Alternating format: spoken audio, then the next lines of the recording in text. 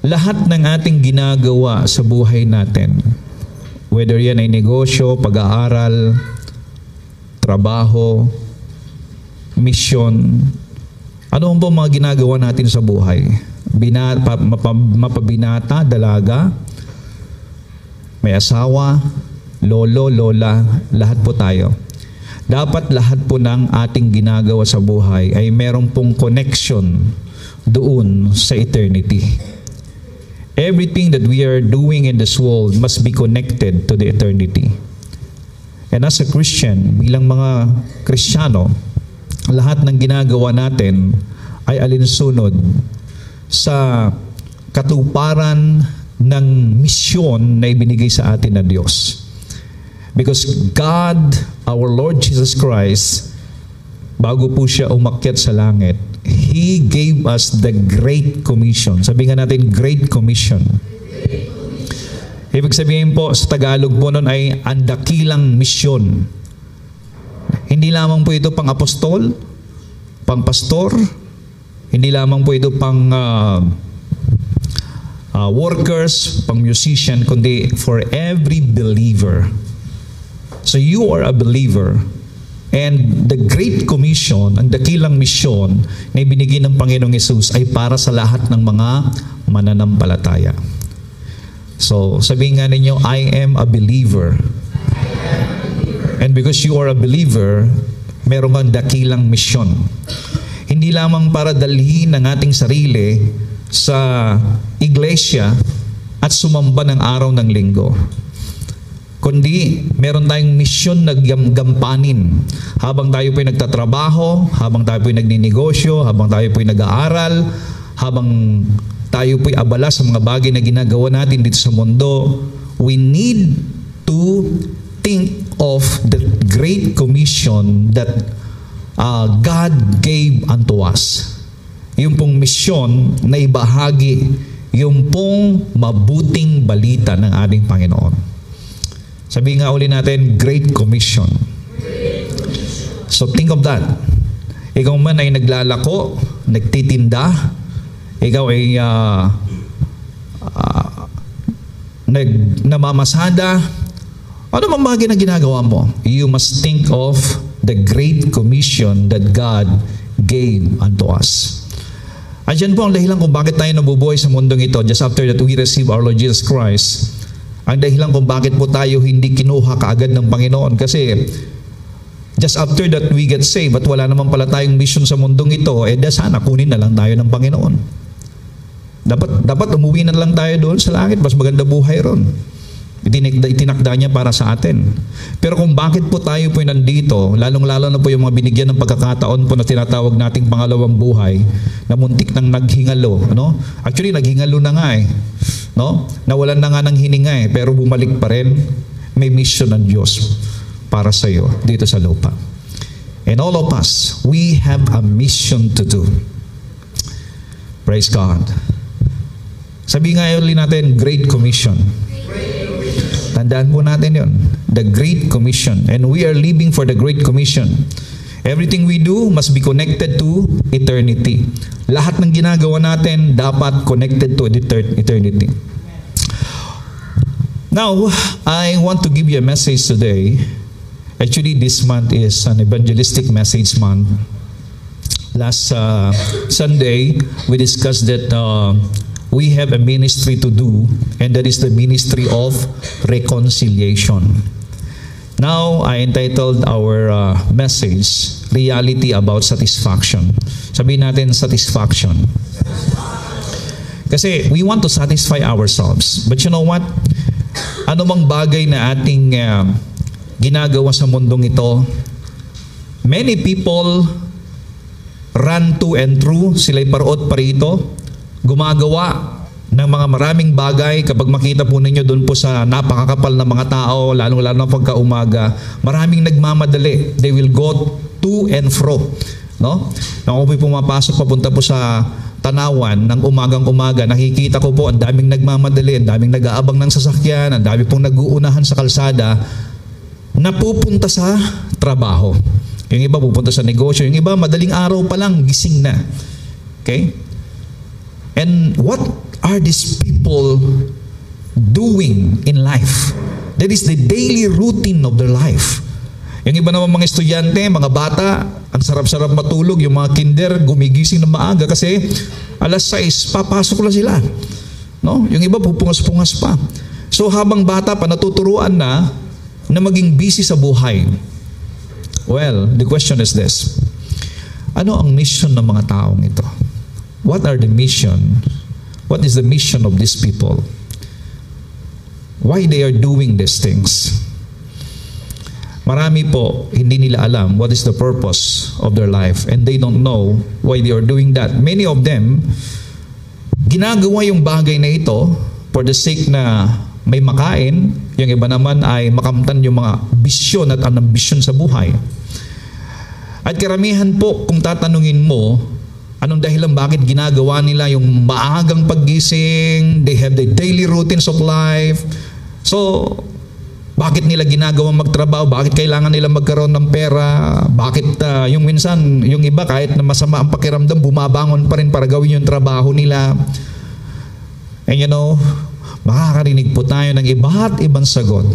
Yung iba, para mabigyan ng magandang kinabukasan ng kanilang mga anak, matustusan ng pag-aaral ng kanilang mga anak. Yung iba naman para mabili nila yung gusto nila. Yung iba naman para mabayaran yung mga pagkakautang. Yung iba para makabili ng bahay. Yung iba para makabili ng sasakyan. So kung tatanungin mo, what is the purpose, why they are doing all of these things? Puro panlupang pananaw. Panlupang ambisyon. Okay?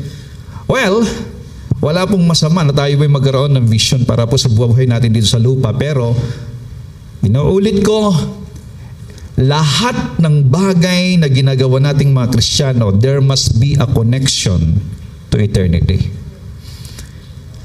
There must be a connection to the Great Commission. And our satisfaction is not the things of this world, but the satisfaction of a Christian must be God.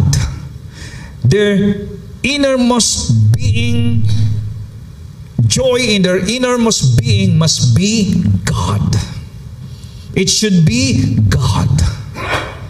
God is the one that brings satisfaction in the lives of people. Kasi walang satisfaction ang tao hanggat hindi siya nagkakaroon ng relasyon sa Diyos. Until we come to know God, we are hungry and thirsty in life. Hanggat hindi natin nakikilala ang Panginoon. As sabi ni Lord in John 14:6, I am the life. Ayun sinabi ni Lord, I am the life. Kaya hanggat hindi mo nasusubukan si Kristo, you are looking for life. Maghahanap buhay ka.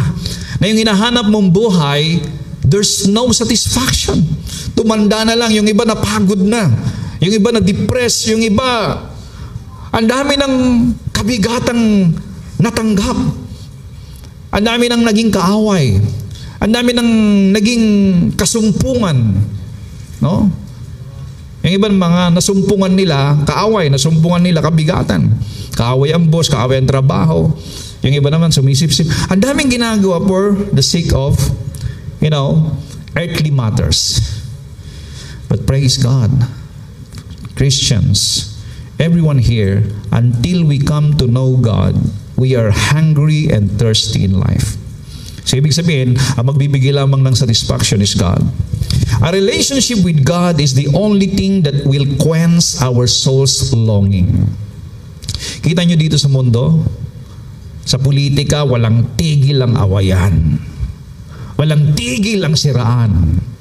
They're not supporting each other. And yet lahat sila mayroong pusok so-called na paunlari ng bansa. Everything. Yung iba magkakapit-bahay, yung iba magkakasama sa pamilya, yung iba magkakapatid. There's quarreling, there's fighting. Friends, again, hindi tayo tagalupa. Bagamat tayo nandito sa lupa. Kaya habang tayo nandito sa lupa, we must do our mission habang tayo po'y nandito. What matters most for us is our relationship with God. Amen. You understand me? Again, I love this quotation of Augustine. Ang sabi ni Augustine, "You, God, have made us for yourself." Ginawa tayo ng Diyos para sa Kanya. And our hearts are restless until they find the rest in you. Hanggat hindi nasusumpungan ng tao ang kapahingahan sa Diyos, satisfaction sa Diyos, walang kapahingahan ang tao. They are restless. But praise God, congratulations to every one of you here. If you truly have that relationship and you're enjoying that relationship with God, you have a restful heart. Payapa ang puso mo. Kaya lagi kang nakangiti. Amen? Ibigay mo nga yung ngiti ni Jesus sa katabi mo. Come on. Yung ngiti ni Jesus, ha?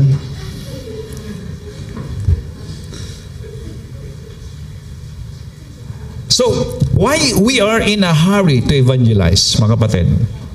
Ibig sabihin ng evangelize is, bakit tayo humahayo para ipahayag ang mabuting balita? We need to share Jesus every day. Why we need to speak the word? Why we need to do the Great Commission, the mission that God gave unto us? Why we do that? Na ang dapat na gumawa nito, hindi lamang po yung leader natin, hindi lamang po si pastor, hindi lamang po yung gitarista, yung drummer, hindi lamang po yung keyboardist, no? Kundi lahat ng mananampalataya. Sabihin nga natin, lahat ng mananampalataya. Kasama ako doon. So why we need in a hurry or urgency to evangel, meaning to proclaim this good news. Why we need to do this mission? Why? Number one, because time is short. Naniniwala ba kayong maiksi ang buhay? Time is short. Maiksi buhay natin dito. Huwag mong ipagmalaki na malakas ka. Huwag mong ipagmalaki na buhay ka pa. Wala ka namang nararamdamang sakit, kaya mas mahaba buhay mo kaysa sa lolo mo. Huwag kang ganyan, baka mauna ka. Hello? There's a lot of news na nabibigla tayo sa mga nangyayari na ang lakas-lakas, ang lusog-lusog. Ang lakas tumawa, humagalpak, tapos bigla na lang nalagutan ng hininga. Time is short. Dalawa po yung time is short na yan. Time is short, hindi natin alam kung kailan tayo mag-i-exit sa mundong ito. Kaya habang nandito tayo, do your mission. Nang kagalangan dapat natin yung mission natin, hindi yung nagpaplano tayo parang tutulad ng hangal na sinabi po ng Bible na, dami ko ngayon ani. Grabing ani ko ngayon, babakbaking ko tong bodega ko at magpapatayo ako ng mas malaki. At kapag napuno ko lahat ng ito, sabihin ko sa sarili ko, ang palad mo sarili, mag-enjoy ka habang ikaw ay nabubuhay. Anong sabi po ng Bible? Mangmang, hangal, ngayong gabi kukunin ang buhay mo. So ibig sabihin, if your vision and purpose in life is all about earthly things and earthly matters at panlupa lamang, at hindi mo ipinaghanda yung buhay mo sa Lord, kapatid, you wasted your life. So time is short. That is the reason why we are in a hurry. And death is sure. Ang kamatayan, hindi natin alam kung kailan darating. Pero alam natin na ito'y siguradong darating. Nakakita na kayo ng lapida? Ano po yung nakalagay sa lapida? RIP. Okay? Ano nakalagay doon? Born on? Tama? Nakakita na kayo ng ganon? Born on. Tapos nakalagay din doon ay died on. Ibig sabihin, yung lapida ay pinapakita niya na that is the measure of your life. Stay here on earth. Alam niyo ba na lahat po tayo ay meron na pong lapida na nakalagay, born on? Hinihintay na lamang po yung date kung kailan tayo died on. Hello? Yung iba naman ay hindi muna yan ang isipin natin. Ang isipin muna natin ay yung buhay natin sa lupa. Well, it's good.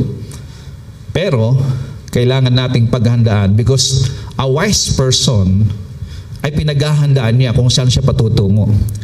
Ang tunay na future ng isang tao is saan siya pupunta the moment that you exit in this world. We don't know when death comes, but death will come surely. Ang kamatayan ay darating na sigurado. And the only solution for every man's problem, the only solution for death or separation from God is Jesus. Sabihin nga natin, Jesus is the only solution. So Jesus is the only solution. So that is the reason why, bakit nating ipinapahayag si Kristo, bakit tayo nangangaral araw-araw, at bakit tayo nagpapalakas sa mga mananampalataya, dahil ang dami pong mga pagsubok na dumarating, yung iba nanlulupay-pay, nanghihina, yung iba po'y bigat ni bigat na po sa buhay, yung iba hindi na po makapagsambat, hindi na po nila maitaas ang kanilang mga kamay upang magpuri sa Panginoon, yung iba hindi na po nagiging buhay sa kanilang salita ng Diyos. And that is the reason why we are preaching the word every day, sapagkat kapag ang salita ng Diyos ay naipahayag at tinanggap ng tao, yun ang kalakasan sa buhay niya, sapagkat ang salita ng Diyos ay buhay at nagbibigay ng buhay sa lahat ng makakatanggap nito. We are preaching the word every day because God's word is life. And this is the real life. When Christ says, I am the life, meaning we need to preach Jesus every day because Jesus is the life. This is the need of people. Money cannot give you everlasting life. Position cannot give you everlasting life. Your business cannot give you everlasting life. And your education cannot give you everlasting life. Only Jesus Christ, who says, I am the life, can give you everlasting life. And He is the everlasting life. Ang sino mang pinapanahanan ng anak ay may buhay na walang hanggan. Ang sino mang hindi pinapanahanan ng anak ay walang buhay na walang hanggan. Kaya ito po ang dahilan kung bakit tayo nagmamadali sa bawat araw, sapagkat maraming namamatay, nalalagutan ng hininga sa bawat araw. Ang daming mga taong ipinapanganak na dapat makakilala sa Panginoon, at ang daming namamatay na hindi kilala ang Panginoon. And that is the reason why we are an urgency and emergency Christians to preach the Word of God. Na tayong mga Kristiyano ay hindi dapat nanlulupay-pay, nanlalata, na para bang tayo parang maging sarili natin. Na hirap tayong dalhin ang ating sarili sa pagsamba sa Panginoon. Paano natin magampanan ang mission na binigay sa atin ng Panginoon kung sarili mo pa lamang ay hindi mo na madala sa Lord? Kapatid, this is now the time for us to be revived, to be strengthened, to be renewed, to be refreshed every day with the Word of God upang magamtan natin at magawa natin yung mission na ibinigay sa atin ng Diyos. This is the reason why we live. Don't allow the problem to be a Diyos-Diyosan sa buhay mo.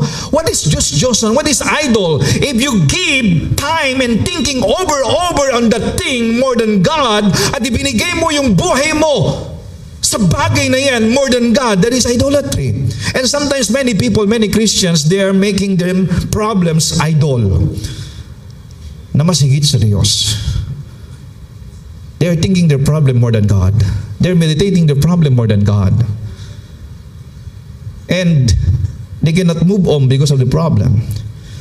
Mga kapatid, there are only two eternal destinies. And what is the two eternal destiny? Heaven and hell. This is reality. Religyoso naman ako, pastor eh. Kahit anong religion mo, kung wala kang relasyon sa Diyos. Why we say relationship?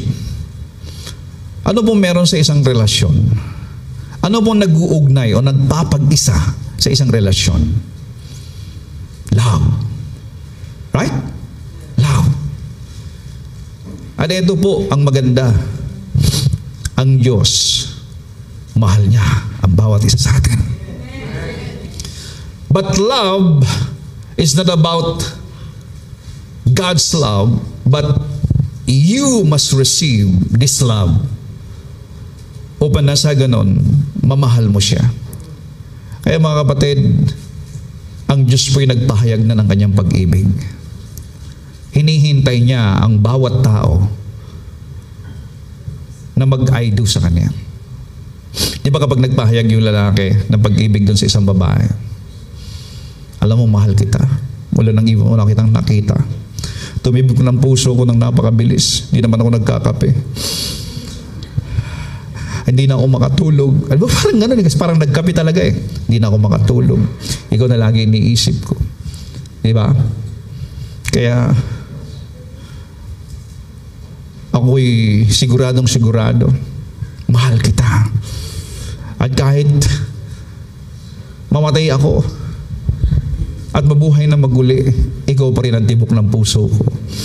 So, lahat. And then you offer your love.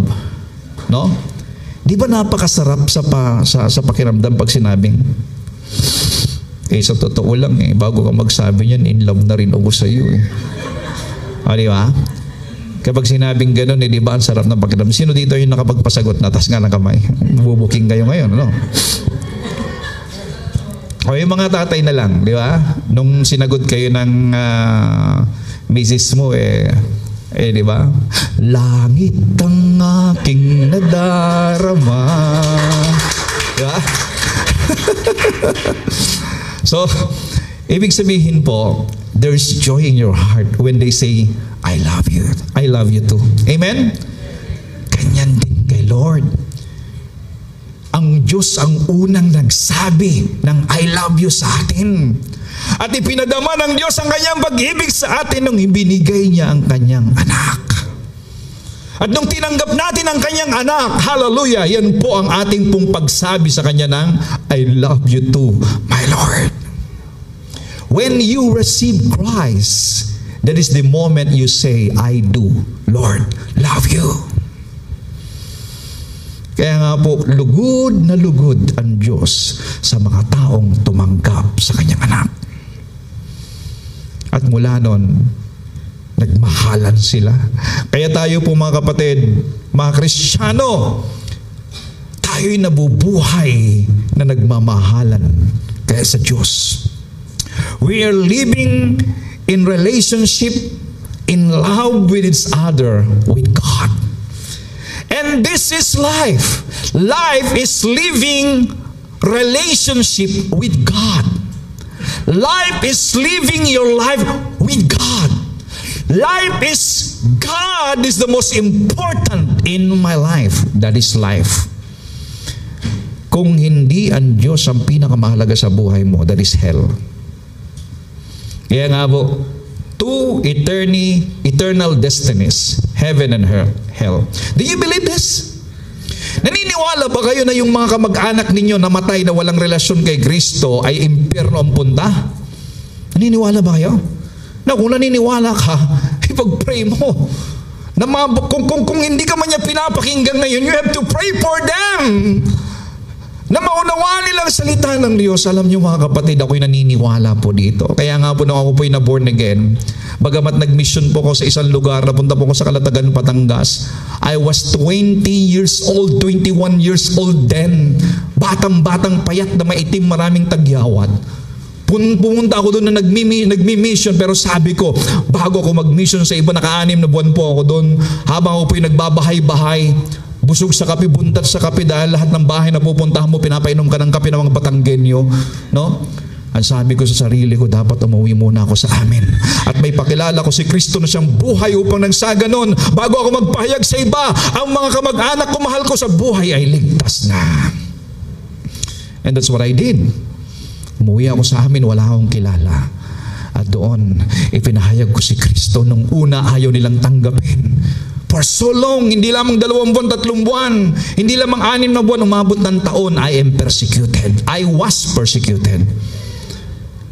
They are rejecting me. Pinagtatawanan nila ako, but I keep on pursuing the message about this eternal life, sapagkat kung mamamatay kayo at wala si Kristo, impyerno ang punta, ang sabi ng Bible. They have no time to hear. Para sa kanila, nababaliw na po ako. Para sa kanila, ay tamad lang ako. Bakit ganun ang ginagawa ko? Dapat magtrabaho ako. Pero sabi ko, itong pinapatrabaho sa akin ng Panginoon. And you know what? Kung ayaw nila akong pakinggan kung saan sila nagtatrabaho, kung sila magpapastol ng kalabaw, dun ako. Kung saan may kalabaw, kasama sila. I am preaching the Word of God. I keep on pursuing it. Why? Because I believe in the Word of Jesus Christ. If you reject Him, the wrath of God remains in them. And if you really believe on this, mga kapatid, huwag sana tayong makatulog Nakasama sila sa atin sila sa bahay, pero hindi pa sila tumatanggap sa Panginoon. Pray for them. The Word of God is true. The Word of God is life. The Word of God is reality. Meaning, if a person die without Christ in their life, hell, eternal separation awaits them. Well, there are groups of people nowadays na hindi naniniwala sa impyerno. If you don't believe in hell, you will surely believe when you get there. But there's no more way to get out from that place. Kaya, your eternal destiny is made by you. It is your decision. Actually, life after death is eternal. Yan man ay eternal separation or eternal death or eternal life. If it is death, eternal death. If it is life, because you have life, you have Jesus Christ, then that is eternal life. Christians, wake up. Let us all wake up. Let us wake up. Isipin natin, kung mamamatay yung kapitbahay mo, yung kamag-anak mo, yung tatay mo, yung magulang mo, yung anak mo, yung kapatid mo, yung kamag-anak mo without Christ, unto them, eternal life awaits them. Mahal nyo ba sila? Do you love your relatives? And if you really love them, ang pinakamagandang regalo ay ang bahagi si Kristo sa kanila. Kayong mga nasa abroad, maganda na sinusuplayan po natin ng kanilang mga pangangailangan, pera, kung anong gusto nila. Pero ang higit na magandang mairegalo natin sa kanila ay walang iba, kundi si Kristo siyang buhay na walang hanggan. Walang halaga na may patayuan mo siya ng bahay. Walang halaga na mapag-aral mo. Walang halaga na mabilhan mo ng sasakyan. Walang halaga na mabilhan mo ng magagandang damit at pagkain kung hindi mo na ibigay si Kristo sa kanila na siyang tunay na buhay.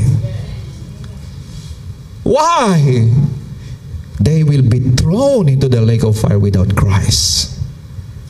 And that is the reason why Christ came. And this is the Great Commission.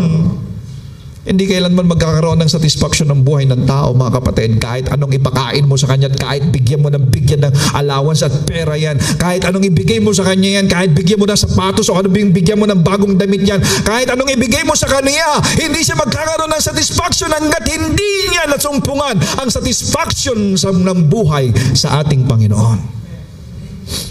Kaya dapat may turo sa tao ng satisfaction ay Lord. So the reality about satisfaction number one is that nothing in the physical can satisfy a spiritual longing. We were created as spiritual being. Tayo po'y espiritu na merong kaluluwa, ibig sabihin, espiritu na merong damdamin, merong pong isipan, merong pong desisyon. At yung pong espiritu na yan, na merong damdamin, kaisipan at desisyon ay inilagay po sa katawang nakikita ninyo ngayon. Itong katawang nakikita ninyo ay iba-iba po ang size niyan, iba-ibang kulay, iba-iba po ang kasarian, iba-iba po ang nakikita natin. Pero lahat yan ay kaluluwa, espiritu na nakatira dito sa katawang ito. At ang magbibigay po ng satisfaction dito sa espiritong ito na merong kaluluwa na nandito po sa katawang ito, when it comes to spiritual, ay ang salita ng Diyos. Ang Diyos ang tanging magbibigay ng satisfaction. But the problem nowadays is that ang binibigyan ng satisfaction ng tao sa mundo, na ito po yung kanila pong pinag-uubusan ng panahon, nag-aral ng napakatagal, nagtatrabaho hanggang sa mamatay manghina. Manghina o mamatay. Puro physical. Hindi nila nabigyan ng satisfaction yung pong spiritual. Kaya nothing in the physical can satisfy a spiritual longing. In each people's heart, there is a longing. There's a thirst. There is a hunger. And there's a emptiness. And you know what's this? Your relationship with God. It is God. Kaya mga, hindi nyo napansin, hindi nyo napansin, na lalong-lalo na yung pong nakaranas ng, ako naranasan ko yan eh. Ako po'y puspos ng pag-ibig. I'm every day almost I'm singing to the Lord. Singing, I love you, Lord. I'm singing a song to the Lord. And I'm crying to God, Lord, thank you for your love. Dumating po yung time sa puso ko na I'm pressured with life. Ang sabi ko sa pamilya ko, kayo mag-a-abroad para mabigyan ko kayo ng magandang kinabukasan. Kasi po, I have no support na nasa probinsya kami. Sabi ko, para mabigyan natin kinabukasan anak ko, ako'y mag-a-abroad. Napalayo po ako sa Lord. You know what? Naghanap ako ng trabaho. Kumikita po ako. Pero there is emptiness in my heart. It's not my calling. Hindi po yan ang calling ko. I tried to be happy. I tried to be happy with something that I can buy. I tried to be happy with something in the world. But there's an emptiness. Mga kapatid, doon ko napatunayan na ang tunay na magbibigay ng satisfaction sa puso ng isang tao is your relationship with God. It is your relationship with God. Kayo din, yung mga nakaranas sa inyo, nagtampo ka sa Lord. Bakit ako nagkaganito? Nagkaroon ng problema, nagkaroon ng ganito. You tried to go on your way. You tried to do your own way. Kinalimutan mo't lahat-lahat at ganun ginawa mo yung kaparaanan mo. Lalong nabigatan ng buhay. Dumilim ang mukha. Dumilim ang pakiramdam. Lumungkot ang pakiramdam. But still, you're trying to find a way for you to be happy in your own way. Hinahanap mo na ikaw ay maging masaya sa iyong sariling kaparaanan. Gusto mong kumbinsi yung sarili mo na tama yung ginagawa mo. But still, you know in your heart, there is an emptiness. Why? It is only God can give the longing of your heart. It is the presence of the Lord. Ang sabi po ng Psalms chapter 42 verse 1, kung paano ang usa ay nananabik sa batis na umaagos, gayon nananabik ang aking kaluluwa sa iyo, O Diyos. Kapatid, it is God. Kaya kapag bumalik ka na naman ngayon, Lord, at muli mong naramdaman yung yakap ng Panginoon, bagamat hindi ka iniwan ng Diyos, yung isipan lang natin ay nagkaroon po ng consciousness sa mga bagay sa mundo at nawala ang consciousness natin sa mga bagay na spiritual. At dahil nawala yung consciousness mo sa mga bagay na spiritual, nawala yung desire mo sa mga bagay na spiritual, luminto ka sa pagsamba. Eto, hinahanap mo na maging masaya sa mga bagay na pansamantala. At naranasan mo yung naranasan ni Haring Solomon ang sabi niya, hinanap ko ang kaligayahan sa lahat. Hinanap ko ang kaligayahan sa babae, sa karangyaan, sa mga ginto, sa posisyon. Hinanap ko ang karangyaan sa pagkakaroon ng maraming mga sundalo at mga tauhan. Hinanap ko ang karangyaan sa pagtaas at papuri ng mga tao.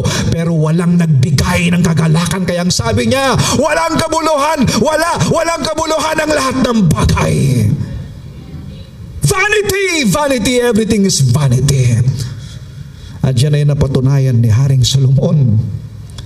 Pero ang sabi ng kanyang tatay ni si Haring David, na lagi nagtitiwala at ang siyang nagsumulat nito, na kung paano ang musa ay nauuhaw at nananabik sa batis na umaagos, ganun din ang puso ko nananabik sa iyo, O Diyos. Ang sabi niya, sa presensya mo, merong tunay na kagalakan.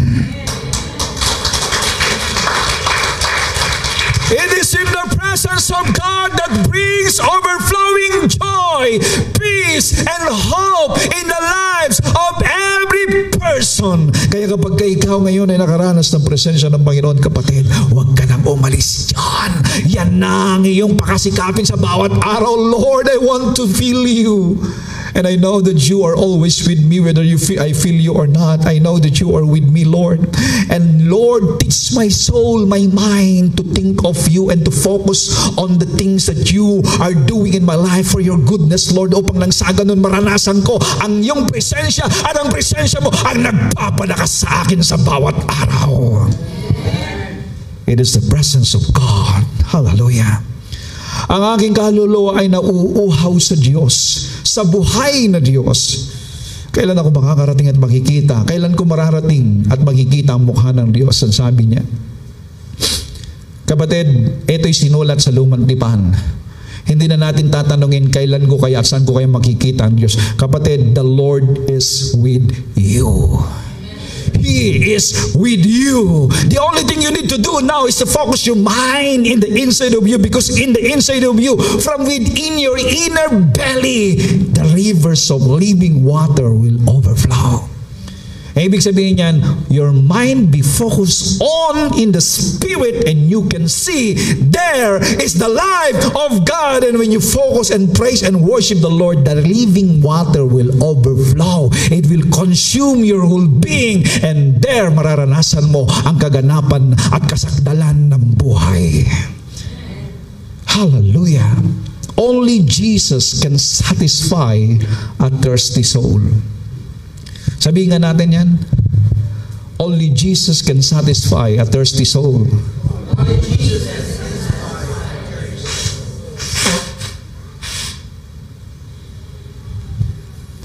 Is that reality? Ito ba'y totoo sa inyo? Totoo ba sa atin to? This word? Only Jesus can satisfy a thirsty soul. Sometimes when we feel so thirsty, we are bothered. We are bored. Naranasan nyo na yung boring na boring kayo? No? Pag boring na boring ka, ibig sabihin, your soul is longing for the Lord.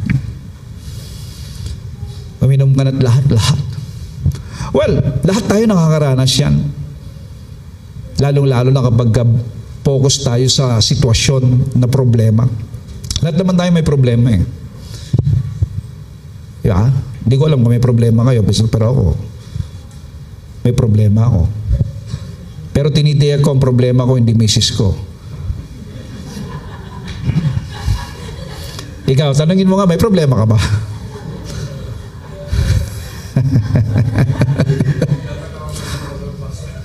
O, di ba? Mabuti si Kuya Juanito, walang ano. Hindi ko alam. Di ba? Kung may problema, di ba?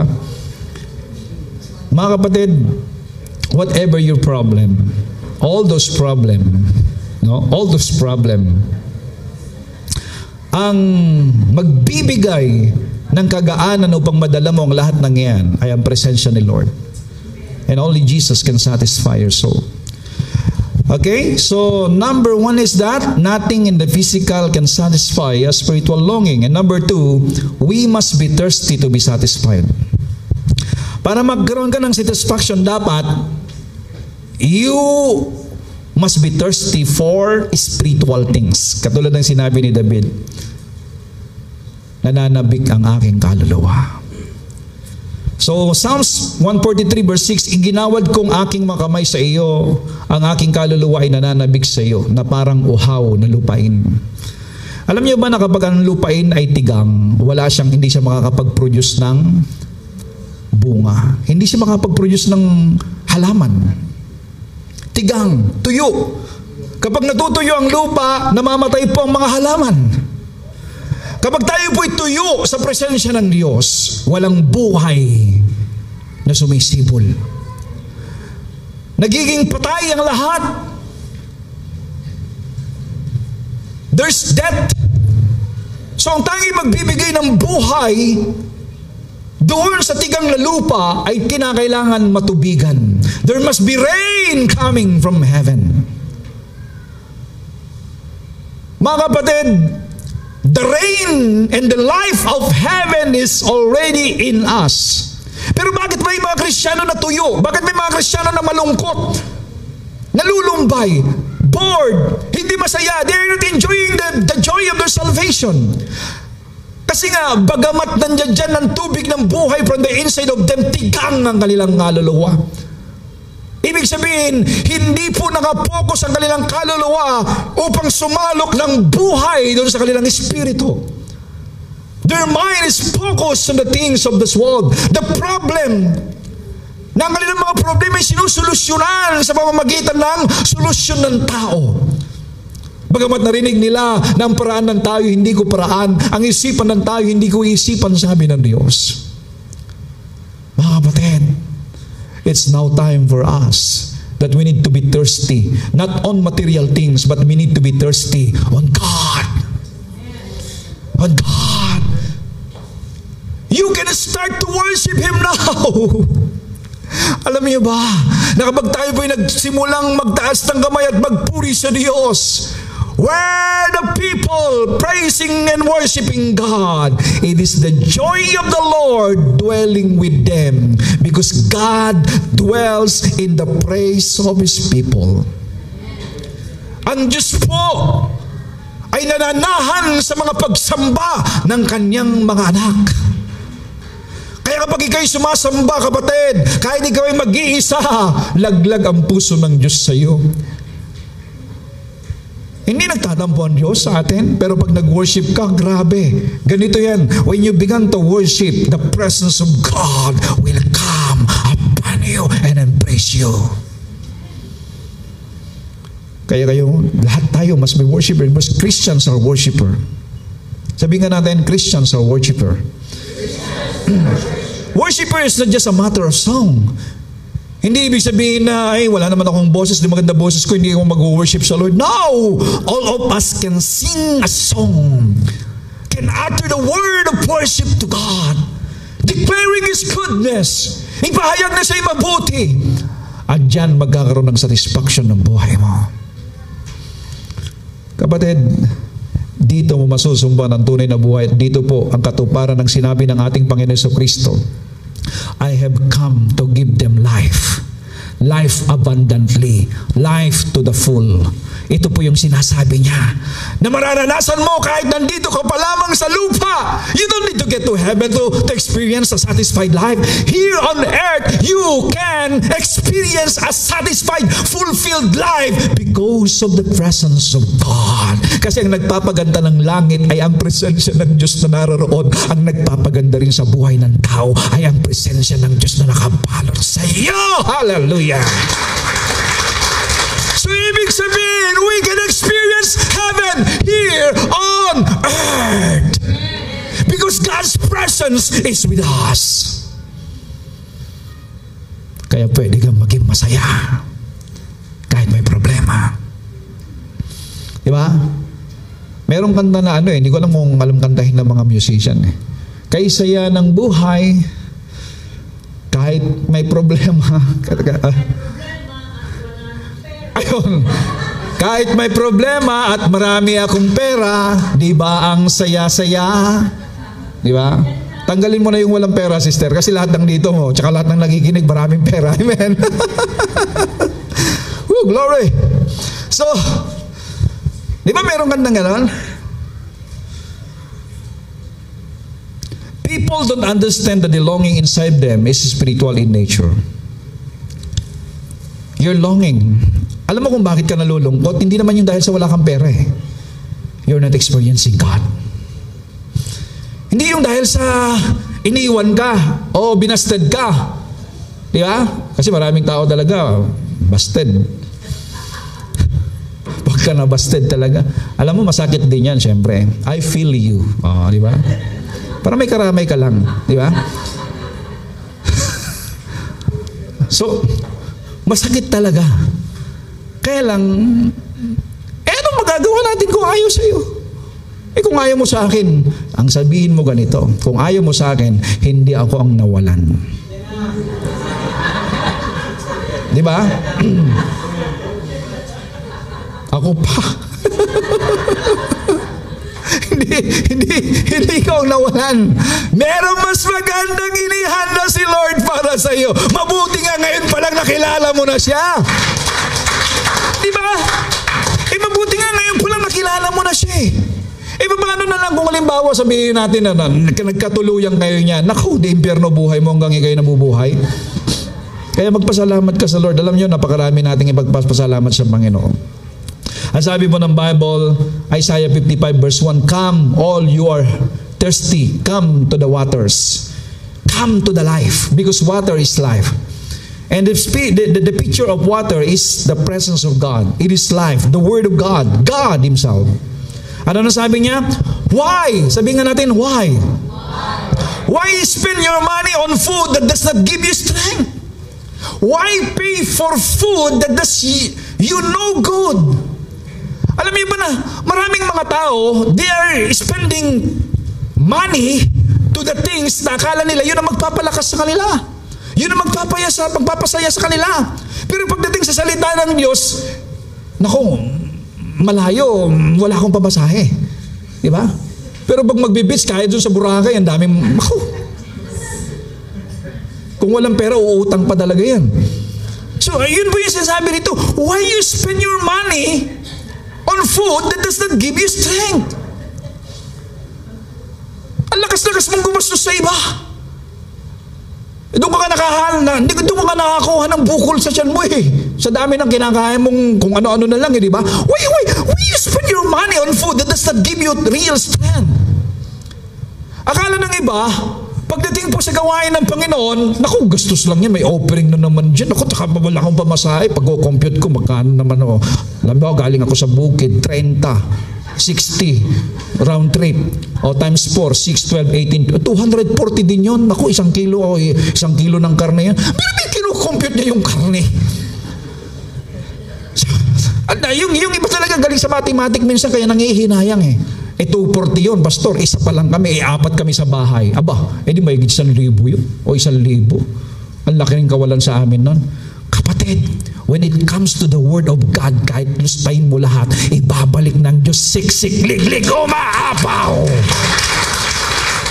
Believe that God will provide. Why you spend your money on food that doesn't give you strength? Ang nagbibigay kalakasan sa atin ay ang salita ng Diyos. Why pay food that does you no good? Listen, sabi niya, I will tell you where to get food that is good for the soul. So po yung sinasabi niya dito na food is food for the soul. And what is the food for the soul? The Word of God. Kaya wag mong panginayangan ang pamasahe mong pumunta sa church. Pastor, 5 kami. Hindi mo ba alam yon? 60 pesos round trip, pastor. 60 times 5, magkano yun? 300. Pastor, 300 yan. Sweldo ko sa maghapon. O, di ba? Parang nawala. Pero parang pagdating sa gawain na ikaw pa ang nawalan. Ang Diyos pang nagkautang sa atin. No. Kapatid, hindi ganun. Sabi mo sa katabi mo, huwag kang gayaan. Huwag kang magkukumpute. Yung iba nagko-compute ng gastusin pagdating sa gawain ng Panginoon. Pero pagdating sa happy nila di ba? Lalong-lalo nung unbeliever ka ba lahat ng, sige, pulutan pa pare, meron pa dito pare. Di ba? Yan nang ibigay lahat to. Nakakita dun sa Shopee ng kung ano-ano, hindi naman kailangan, di ba? Yung iba, dami-daming mga binibili, hindi naman kailangan, nandun nakatambak lang. Di ba? Parang ako. Kasi sabihin, mauna, baka marinig niyo si Mrs. Parang ikaw! Ilunahan ko na siya, di ba? Okay. So, number 3, only Jesus is the solution to man's spiritual longing. Sabihin nga natin, only Jesus. Kaya sabi ni Lord, siya mismo nag-anyaya, if anyone is thirsty, let him come to me and drink. Sino man sa inyo na uhaw sa pag-ibig, uhaw sa kagalakan, uhaw sa pagmamahal, uhaw sa mga bagay na magbibigay ng satisfaction sa buhay mo, come to me, sabi ni Lord. If anyone is thirsty, let him come to me and drink. Ang sabi ng John 4:10, doon sa babae, if you knew the gift of God and who is it is that asks you for a drink, you would have asked him and he would have given you living water. Jesus Christ can give you a living water. Mga kapatid, so with love and passion, introduce Jesus to all your loved ones. Sapagkat siya lamang ang tunay na makapagbigay ng satisfaction. Mga kapatid, if we are sharing Jesus to our loved ones, dapat ikaw, ako, tayo muna ang kakitaan nila na kay Kristo satisfied tayo. Kasi yung sinasabi natin, ay, ang Panginoon ang nagbibigay ng satisfaction ng buhay, pagkatapos ikaw ay parang dami-dami mong problema, pagkatapos sasabihin mo sa kanya, alam mo, hirap na ako sa buhay. Baka may 2 bangka dyan. Yung sinishare mo, hinutangan mo. Di ba? Paano maniniwala yun? Dapat satisfied. Kung walang pamasayan, sabihin mo, ako muna bahala sa iyo. Aarkila ako ng tricycle para sa iyo. Kung merong grab dito, mag-grab tayo. Amen? Social, no? Hindi yung, alam po ninyo, this is not the time na talagang yayain natin sila lahat sapagkat alam natin na si Kristo lamang ang magbigay ng satisfaction sa kanilang buhay. Hello? Love and passion introduce Jesus to all your loved ones, the only solution to every longing. Come to me, all you are who are weary and burdened, and I will give you rest, sabi ng Panginoon. Our last slide is this. Romans chapter 10 verse 14. Gusto ba nating makarinig na mabuting balita ng ating mga mahal sa buhay? Ang sabi po ng Romans 10:14, paanong tatawagan ng mga tao ang hindi nila sinasampalatayanan? Paano sila mananampalataya kung wala silang napapakinggan tungkol kay Kristo? At paano naman sila makakapakinig kung walang nangangaral? Gusto natin sila na makakilala sa Lord, pero hindi naman natin sinishare. Sabi ng iba, yung tatay ko talagang matigas ang puso niyan, hindi naman ano yan. Isinare mo na ba si Jesus? Hindi pa, kasi nga, tingin ko pa lang sa kanya, talagang sarado na puso eh. Naku, minsan inuunahan natin. Huwag mong unahan. Sabi mo, Dad, ganito I will give you a tip before we pray. And let us pray all together today. Ang closing natin ganito, ipag-pray natin ang ating mga mahal sa buhay ngayon. Pagkagising, kaya may time, tumiming ka. Huwag ko naman yung typing na mainit ang ulo niya, no? Sabi niya, Dad, grabe, social dad ang tawag kay Daddy, Dad, pwede ba kitang ipag-pray ngayon? Baka maiiyak pa yan sa'yo. Alam niyo, walang tumatanggi sa panalangin. Kahit yung nanay mo, kung yung anak mo, anak, alam mo, yung anak mo, hindi, kasi may sarili ng opinion yan, malaki na, hindi mo natin naturuan habang bata. Anak, pwede ba kitang may pag-pray ngayon, anak, bago ka lumabas? Pag-pray mo. And let us pray for them that they may come to see and receive Jesus Christ as Lord and Savior. Shall we all stand up, please? Come on, pray for them. Father, in the name of Jesus, we come to live up to you, our brothers, ang aming pong mga tatay, ang aming mga nanay, ang mga anak, ang mga kasama namin sa bahay. Lord, bigyan mo kami ng lakas, karunungan upang may bahagi ang mabuting malita sa kanila. Na ang bawat salita na aming pong babanggitin ay salita ng buhay sa kapangyarihan ng Banal na Espiritu. Na kapag narinig nila ang aming mga panalangin sa kanila, mabuksan ang kanilang kaisipan at puso. At makita nila na ikaw ang kailangan ng kanilang buhay. We lift them up to you, Lord. Bigyan mo kami ng lakas sa bawat araw at hindi kami mangpanghinaan ng loob kahit minsan parang hindi sila nakikinig. Minsan parang hindi sila nakakaunawa, pero alam namin, O Diyos, dahil sinabi mo sa iyong salita, hindi ko hayaan na ang aking salita ay babalik sa akin ng walang kabuluhan. You have said in your word, so we pray for them. Pinapanalangin namin ang mga tatay namin, ang mga nanay namin, ang mga anak, ang mga asawa, O Diyos. Ang aming mga kapitbahay, mga kakilala, kamag-anak namin. Bigyan mo kami, Ama, ng lakas loob, na sa bawat araw ay meron kaming katapangan na ihayag ang iyong salita, na merong karunungan at puspos ng kapangyarihan ng Banal na Espiritu. Idinadalangan namin ang kaligtasan ng aming mga kapag-anakan. Ang aming mga mahal sa buhay, nasaan man sila. Kung sila man ay nasa abroad, hayaan mo, Ama, na makakilala sila sa lugar kung nasaan sila ngayon. We pray for them, Father. Thank you, Lord. Magpadala ka ng mga missionaries sa kanila. Dalangin namin, Panginoon, na maranasan nila ang iyong dakilang pag-ibig, na kung paano mo ipinadama sa amin ang iyong pag-ibig ay maranasan nila, Ama. We pray for them, Lord. We pray for them, Father. Kaya mo, Lord God, na maranasan nila na tanging sa iyo lamang mararanasan ang tunay na satisfaction ng buhay. Father, thank you.